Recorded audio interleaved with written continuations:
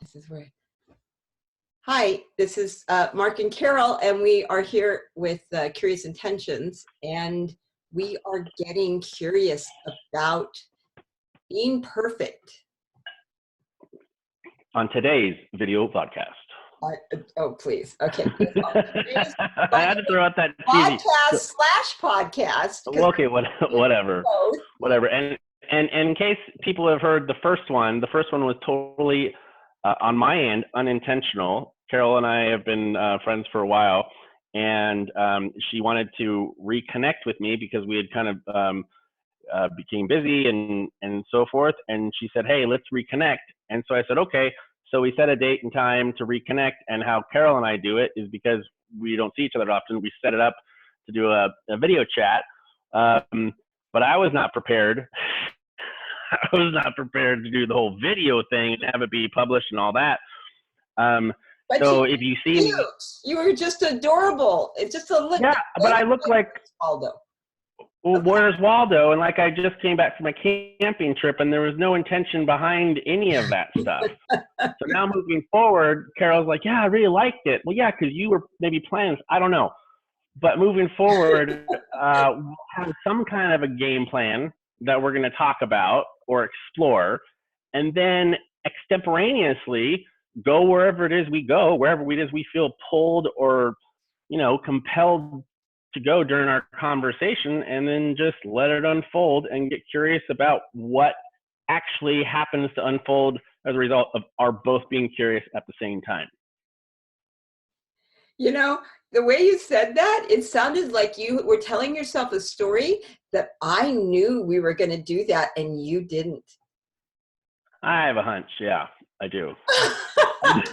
I do, because the way it came out, like you were all dressed well and all this kind of stuff, and I was just like, nah, whatever. Okay, let's get into it. Let's get into it. I always imagine I am possibly going to be seen by somebody. I learned this many, many years ago when my kids were little. People had perceptions of me based on my self-care. So I was told the time. Now, at this stage of my kids' life, they were all throwing up on me.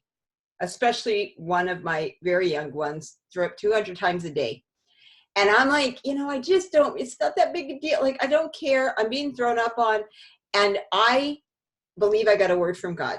Now, however you want to see that, somebody told me, and it was an inner voice that said, from now on, when you show up, when you leave your house, I want you wearing makeup. Okay, but back up. Fantastic story, beautiful story. Not sure how it relates to mine because I'm in my house. I have not left my house. When we had that recording last time, I was in my house. I was lazing around. It was like a Friday. I was done with all my work, and I'm like, I'm just going to enjoy this and talk to my good friend Carol. That's what You can question this good friend thing too, but okay, so. Okay, all right, whatever. So just so you know, it evolved. Okay, all right, got it. If I was getting in front of a camera, if I'm doing supervision, or if I'm working with a telehealth client, it just isn't now for me to go out. I get up in the morning and intentionally look this way. Yeah, I get it. So without getting too sidestepped, though, let's get back on target. We're talking about perfection.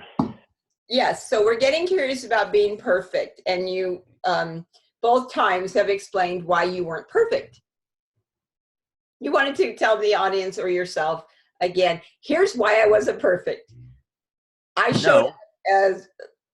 No, here's in case you were wondering what the intention was, or in case you were wondering, does Mark always look like that? Or whatever. It was just like, hey, that's not my normal, but hey, I guess I'm trying to cover it up, but I don't really care anymore. It's out there. So it's done. Okay. Well, you keep telling yourself it's a growing pain. It's a growing pain. Okay. All right. Let's move on. Let's do it. Okay. Well, see, I teach my clients, my whether they're my coaching clients, doesn't matter. That human equals imperfection. Yeah. I own it. That's why I've got my videos out there that my audience knows. I I will hands down. So why do you want to talk about imperfection or perfection?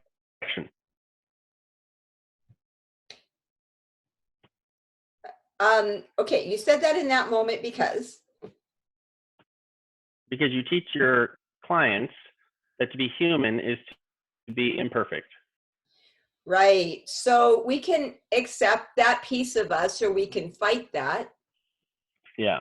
Because if humanity has this in common, then what would Has it what in be common? like to embrace So our, it has what in common? that we, to some degree, all feel at least imperfect. Some people use unworthy. Yeah, that's a different. I think people feel unworthy because they don't reach a level of perfection that would warrant any kind of social or otherwise benefits in the society in which they live. Who decides what's perfect? Um, well, it depends on what you're talking about. I don't know. I think that we all decide that. It's just a matter of, yes, there is social mores, depending upon where you're at. Say, you know, well, I was thinking your Toastmasters, or like the things that you're involved with, or let's just say I'm on the volleyball court and they decide that if I do an illegal a set because I'm a setter, I'm now imperfect. However, the other team that just, our team that just killed it because I just did a friggin' amazing back set, they're happy. And the other side is like, no, that was imperfect. That's illegal. Where's the judge? Where's the referee? Mm-hmm. So in So, every so system, this is like most things in life. yeah, there's You're just talking about the content, and the content is always neutral. So what really matters is the context.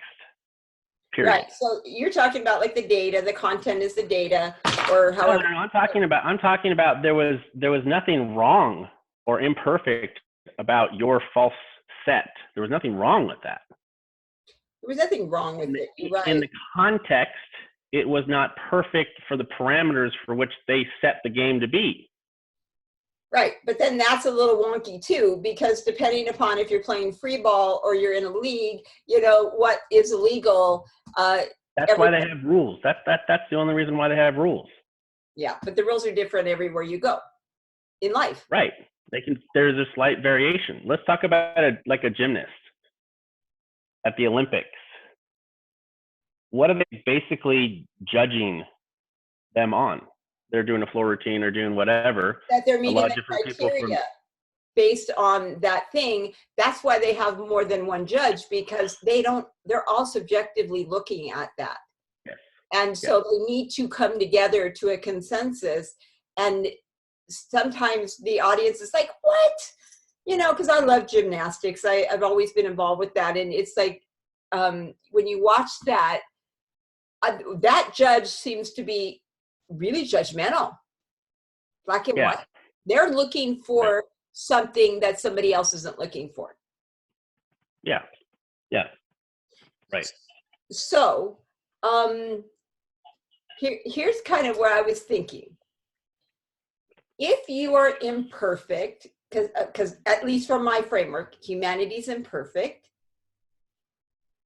what do you do to try to keep that perception going?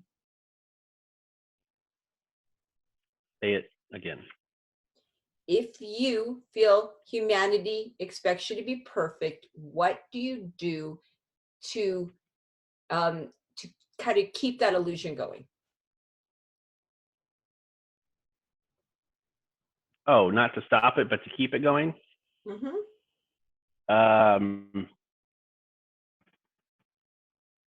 Well, I guess like talking earlier and trying to justify why I didn't show up in the right clothes last time or whatever the case was. That's how I continually to perpetuate it. That's one way. Okay, so excuse or explain, Yeah. defend. Yeah. That is one way. And I actually would like, I was wanting to get curious at our next time together about explaining and defending. Okay. However, I also would like to bring up another point that I think is hands down toxic to humanity. Okay. Which is what? We keep secrets about our imperfection so people don't know. Yeah. And my hunch, my guess is that most of us do that. Well, that is to some degree, let's go on the spectrum again, that is to some degree true. No, I wasn't done with that statement, but Well, keep going, please. Remind me what I was saying. That you believe to some degree that we all keep secrets. Because a couple of different reasons. One is that we feel like we're all alone and that no one else is going to understand these secrets, whatever they are. Mm-hmm. And that as a, by and large, social race, we want to be loved and want to feel love and belonging at the heart of who we are. We want to feel love and belonging. Let's just say you have a secret or something, and that secret, for whatever reason, triggers something within them, which makes them react different towards you, and you lose a friend, or even worse, you tell it to somebody who you think is trustworthy, and they go out and they share that with other people and make things even worse for yourself. So I think there's a lot of hesitancy because of the fact that it's hard to find a trustworthy person that will hold whatever you're trying to say in confidence and not somehow slip or use it to their advantage, or, you know, things like that. Unless, of course, you go into the professional world of things. Right. So we all have an agenda. Yep. And you were kind of describing that. I learned that through Dan Tocchini and, you know, the transformational training stuff. Trust is a huge issue. What if, like me, I'm out there just spewing it to the world because I really don't care what they think about me. And I learned that because of the losses I had. I just decided, you know, it really doesn't matter what people's perceptions. So when that happened, I took down that wall. That was an illusion of protection. I don't think it's real. You don't think what's real? That wall that we think that is keeping us safe from people knowing our secrets is anything. Well, it is real. It is real in that people have it. We all have like the personal space, the personal. There's something there that people know is.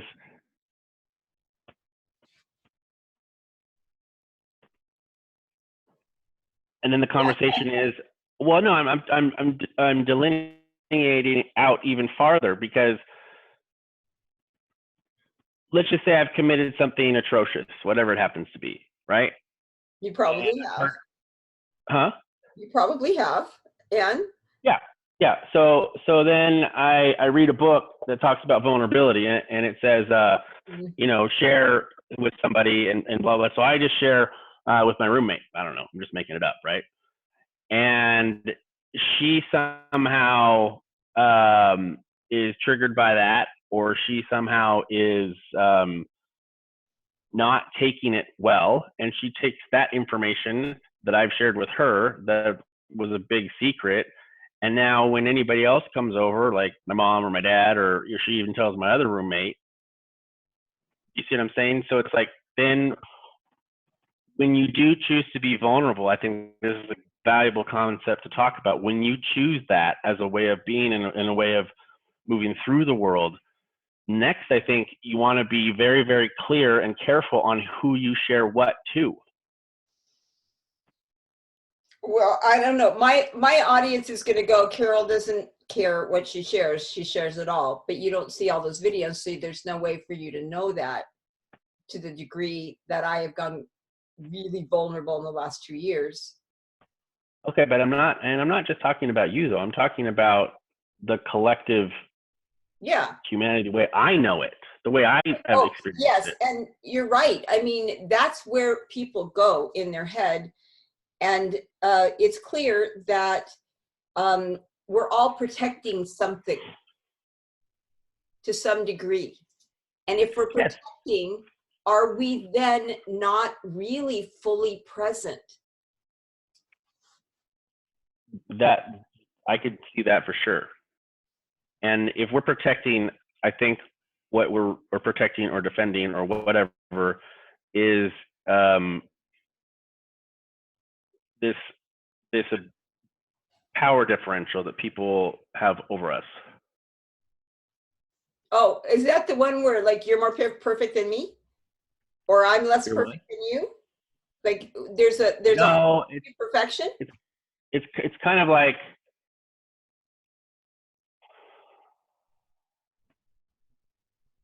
Because I think humanity has that. has what? We're all looking because we compare. Brene Brown talks about that, right? We compare from one another. And so when we're comparing, we're all going, okay, am I less than or better than? Instead of, or maybe I'm right similar to, okay, maybe I'll feel more comfortable being next to somebody that I'm similar to. That's why we attract at the level we're at. We find mates that have something that we feel like, okay, I can fit there. I'm not going to feel less than. I'm not, I'm not going to feel more than. I'll pick somebody like that. And then once we pick our mate, then we go, oh, I don't Okay, like everything I picked. for the sake of maybe just me, let's define perfection. You are the expert on that one. Maybe you ought to get Well, up. if we're going, I mean, the way I see perfection is without flaw, flawless. Right. And I say all humans have flaws. Yeah. Did you come up with that all by yourself? I mean, that's wow. I mean, I'm being a huge, you know what? Yeah, of course they do. Of course they do. So you're saying the reason is just to relinquish this need to be perfect and pull back the curtain on this illusion that we're not really hiding anything because there's nothing to be hidden because we're all the same anyway. That's why I call it's an illusion of protection. It's all an illusion. It's kind of like there's a magician that's like over here and look over there and you know what he's doing. I believe it's all a big illusion that mankind is living under. Is there a possibility that timing of what's shared is also important? About Of course, depending on, it's always going to be context, right? So whether or not I share something with you right now in this moment, or later on, or I never choose to share it with you because you're you, and I tell somebody else, I we can all make those decisions. Now it's really up to us whether we all are deciding that in our head at any given moment, aren't we? Yeah, here's what's coming to my mind. I back in grad school and even when I was fresh out, they would always say, Mark, don't take your clients too fast, because I'm always the one that like hurry up, let's do it, let's make it happen, blah, whatever. Because I thought I was brilliant and all this other kind of nonsense that I had the secret answer to whatever. You do, and you are, but okay. That's how I view you. Okay. All right. So, fair enough. So I've been in situations when I was just out of grad school a long time ago where I felt a little amiss or guilty because I had asked questions that the clients were not at a place where they could divulge without it having some kind of physiological impact on them. So I had to be mindful of that too, because sometimes if we're not careful and we're trying to support people, it's not always the most supportive thing to encourage them to share when they're suffering in the moment, and you can see that. Sometimes what they need is To sit just have in one, the moment. just sit in the moment. Right. So I have to ask this question. It just begs the question, which is, do you think that's why you became a coach instead of just doing your licensure? Because coaching allows you to go at a bit faster pace. That's part of it, and the other part of it is because I didn't like all the bureaucracy of charting and insurance billing and all that other stuff. So And regulation, like your boss regulation, is the state. yeah, it's like, I have to write down justifications why they still need care through their insurance, and I'm trying to, I just didn't care for it at all, and I never liked somebody else kind of telling me what to do or how to do it. Fortunately for me, though, I did get a lot of experience with other people telling me what to do and how to do it, and I just soaked it up and learned a lot from it. But I think sometimes people need to be confronted, and I think people need to be challenged, and having the rapport and the timing and everything to do that, I think, is helpful. And sometimes people like to be victims and victims and victims, and I don't want to co-sign victimness the rest of my life. I'd rather just say, look, all you're doing right now is being a victim to your life, and I'm just letting you know that. And if you really want to change something, you're going to have to first start changing you and the victim mentality you're seeing in the world, because I'm not willing to co-sign that. So that's you're not exactly enable them to stay stuck. Correct. And so you just described you're a visionary, you're an entrepreneur. Can I give a little context to what you're saying? Because we're only 2 sessions in. Mark is an amazing, amazing coach. We are both coaches. We also both have the background as clinicians. He's a social worker. I'm a licensed marriage and family therapist. But our heart, I think, for both of us, in the beginning, when I first met him, I wasn't fully owning this, but I have been now. I do call myself a transformational coach online, and I am very clear that coaching is my passion. And I've sat for 2 years under some of the best coaches in the world that have helped hone that. And Mark is freaking awesome coach. Awesome. So the ones that haven't heard the podcast, I originally hired him to coach me to write the books that are now, I think they're doing pretty darn well. And I'm writing 8 more. And I owned, through what you told me, I owned that people love my writing. And now I'm learning to publish I actually am publishing myself all over the place. So now I own, like, the more that I've owned that I'm a writer, because of the coaching you gave me, the more that I get more playful in my articles. They're more, it goes to different places now, because I realize that the fun conversations in my head, I might as well just write them down. Yeah, absolutely. And because of you, because you're an amazing coach, and I want people to know that.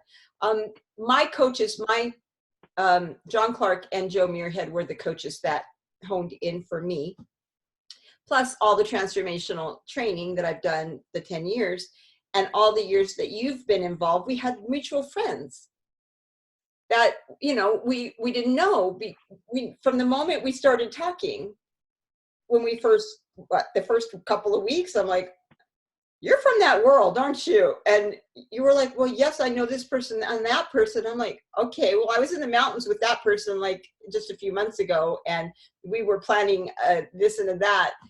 we had so much commonality. It crossed over because we have the same heart to see people transform, right? So I want people to know, and this is what I've done with Joe, and this is what I've done with John, and because I am I get very excited about people's talents. You are very talented. And I want everybody to know that, because if it wasn't for you, yes, I could have found somebody else, but you got to be the person. And I thank God, because to me, our relationship is exquisitely special. And I adore that. And I have the same thing with my other coaches. You and I stayed together as a coach for 5 hot minutes. I stayed with them for 6 months or a year and really, really honed in on who I serve and how I serve them and the best way to serve them. So now I can be what my calling is. And I have to say, I might have spent a lot of money along the way. That money was the best money I've ever spent. The smartest thing I've ever done. I invested in me. Bottom line is, thank you, by the way, for that sharing. Is that all I know I wanted to do was to help people. And that's it. And coaching for me was just another way. And I didn't want to be bound by a theory of how I needed to do something, or a specific technique, or like a cookie cutter recipe treatment plan. It had to come from a different place in me. And if what was needed in that moment was not found in some kind of recipe or cookie cutter book or treatment plan, I didn't care. I was going to do whatever presented itself in the moment to be what I felt would be in the best interest of the client, regardless of what some kind of treatment, whatever.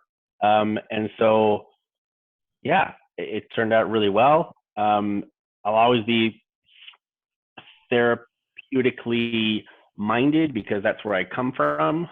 Mm-hmm. But now I'm just able to kind of tell people. No, it's not about telling people, but anyway, they're getting off the topic. Let's go back to. So, because I think that, understanding coaching at its core, and understanding, we get curious, don't we, as coaches? We give them the opportunity to learn to have that I don't know mindset, so that they can shift, they can get unstuck. And that is such a huge piece. You're talking about being organic, out of the box. And my coach Joe Muirhead says, smash the box. And I love that, because I have smashed the box. I mean, I've smashed the box everywhere I've looked. All the concepts of society I have smashed through my videos. And I'm actually, because there are no boxes, Carol. There are no boxes. And I love that. But if you're but think about it. Pull back. Right. There are no boxes. Okay. So you've got so people have a myopic view, but you're saying pull back. I say stand back from the wall. You might see 2 doors that you're missing.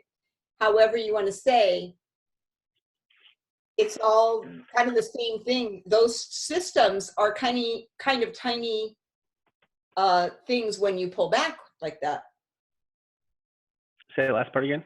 The systems, all those systems. I'm always going around systems, because I'm like you. I am a visionary. I'm an entrepreneur. Yeah, well, so you're not going to fit in systems world. The systems world is primarily created by the SJs of the world, the people who are the guardians of everything that ever was and they want to be. And so that's why they set up systems to control, or basically control, or have some kind of parameters around the population. Otherwise, according to them, there would be mass chaos. I'm sorry. There wasn't. You just said, I think you said FJs. I was thinking TJ. SJ. So sensing, can you explain that? Because most people don't know what that is. Yeah, there's 4 types of general temperaments when it comes to understanding people. And there's four big ones. There's four big ones, but then there's also the big five. We won't go into the big five right now, but the four are, you can have your NFs, and your NFs are your idealists. They talk a lot about feeling, and they intuit things, and that's what I am, and that's what Carol is. Yeah. Then you have your SPs, and your SPs are ones that they like to have a good time. They're always creative about possibilities, and they're always on the go, always fully energetic and all that stuff. But they also like to have things. A lot of SPs are they're actually called artisans because they're very artistic, because they like the senses, but they also like the possibilities within the senses, right? So then you have the SJs, and SJs tend to be more about being rituals, guidelines, rules. It's all about having everything has its proper place.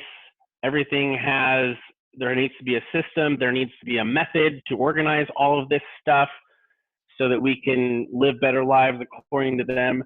And then there are your NTs, and your NTs are your people that are your great thinkers of the world. They don't come along too often, but your NT is your intuitive thinker, which means that they actually base their whole lives off of going within and then thinking.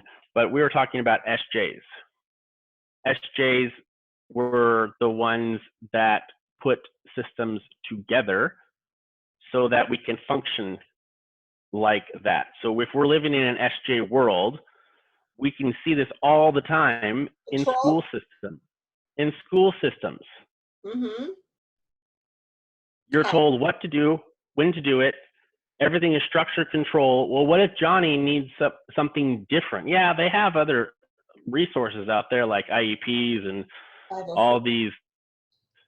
But then what happens is, instead of that actually being a good thing, it ends up in the child's mind becoming a bad thing because they need specialized whatever. Because they're special. Yeah, right. So that's all part of it. So if you're talking about systems, you got to think about, okay, human systems come from a collective mindset that there needs to be system in place. Otherwise, we would run amok. So people are trying to create as perfect a systems as they can? As they can. So that within the structure. I'm trying to bring it back to what we're getting curious about. So we could be talking about systems. We could be talking about humanity. We could be talking about ourselves. There's always this attaining to perfection, and systems can be rigid and they can be flexible. There's so many different ways to look at that, because we do need systems with organizations. I run an organization. I am learning what people get frustrated with and what they don't. Yes. Because of the Trauma Healing Foundation and the growth. And growth sometimes requires to put some illusion of a system, like a protection or however you want to call it, around it. And it frustrates people sometimes, quite often. Well, what do you tell somebody that they're just working really hard at whatever it is they're trying to achieve in life, and they're just working on perfecting their craft, or they're just working on being perfect for whatever for their partner, or for, what do you tell people who are trying to work on themselves? Because it almost seems like if we don't address the other side, it's like, well, we're all human and we're all imperfect. Do whatever you want, doesn't matter. Well, I would say that we're striving to do the best we can, and we don't stop striving to keep our side of the street clean, but it's not our job to look at the other person's street. It's our job to decide what our street needs to be. Yeah. That's it. Yeah. And of course, if you want to bring in a religious viewpoint, the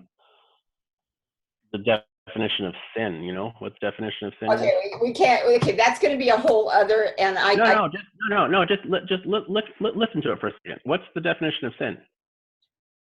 It is not following through with the rules of the Bible. No. In simple terms, it's missing the mark. That's all it is. Okay, that's perfect. Missing the mark. Right. I love that you and I, like, you're better at words than me. You have a background in neurolinguistics that I love. Okay, so I would like to honor our time by wrapping. Okay, I still feel like we can wrap it up, but I still feel like we haven't wrapped everything up. Like, I feel like there's some stuff left undone. Maybe we can ask when we post it if they had more questions about it or something. Yes. Because I don't know that we talked about this. Because I just, for me, I can wrap up. Working towards something, training towards something, absolutely essential for anybody and everybody. Progress equals happiness, said Tony Robbins, and I think it happens to be true. Okay. But where we get really kind of in trouble is when we're going towards something. Like, if you like, have you ever done this? Maybe you haven't. I don't know. It's like let me be clear. When you're running a race, have you ever run a race before? I was a race. I used to do the 100-yard dash, and Okay. So who are you racing? You're racing the person that is closest to you that you're trying to beat. No. If you really look at it, the only person you're racing is you. Your personal best. Yeah. Your personal best. But just check this out. If you're like me, or maybe most people, you're running, and what do you do when you're running? Even if you're in first place, what do you normally do? You do this. Look, watch. Look around. You look back. You look back. Why? Because you want to see where the competition is. You want to compare. Mm-hmm. Like, am I doing better? Oh, ego talking. Oh, how much better am I doing? So it's not even about that. So here's in closing, that whatever you do, train, develop, but for no other sake, for no other reason, for your own satisfaction, not to compare or not to have or be or do anything different, but rather that it's part of your dharma. It's like you're calling to train and to work on something. But perfection is in the eye of the beholder, and sometimes the eye of the beholder needs to wear glasses because they don't exactly understand what perfection truly is. Because we're all wounded at different levels of development. Yeah. Right. And I think I said they're on a spectrum. So we come around to some degree of that. You may not agree with me about the word.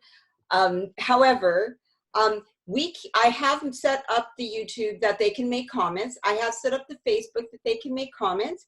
And so, yes, we invite you to make comments. We invite you to give us ideas. We invite you to tell us if you need us to go further with this, because we are going to each week intentionally at 5 o'clock post this, and thus you can post at that time, whether it's YouTube, whether it is Facebook Live. As we evolve, Mark will also have those means as well. And I tag him on everything, so it's actually already on his Facebook. He probably doesn't know that. I don't know if you know that. And it will evolve. So I will put both our websites, which I did last time, and our phone numbers. I just kind of want to know. Okay, go ahead. And our phone numbers. And you can comment. Please comment. We love feedback. Yeah. Don't you love feedback?